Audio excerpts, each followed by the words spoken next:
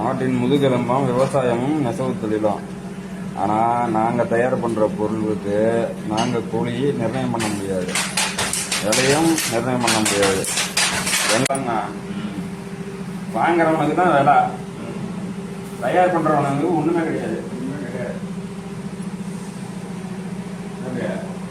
நமக்கு கூலியே நம்ம கேட்டாலும் கொடுக்க மாட்டேங்கிறாங்க. ஆமா, அவன் தயார் பண்றவன் அவனுக்கு 10 ரூபா லாபம் கேட்டா 1000 கிலோக்கு 1000 ரூபாய் போச்சா, கீரைக்கு கணக்கு பார்த்தா எவ்வளோ வருது? 400 ரூபா நஷ்டம். 400 ரூபா சீலை கேள்வி கூலி அவங்ககிட்ட விலையை சேர்த்து கேட்டா கொடுக்க மாட்டான். பாத்துக்கலான்ட்டு 6 மாசம் இதுலயே ஓட்டுவானுங்க.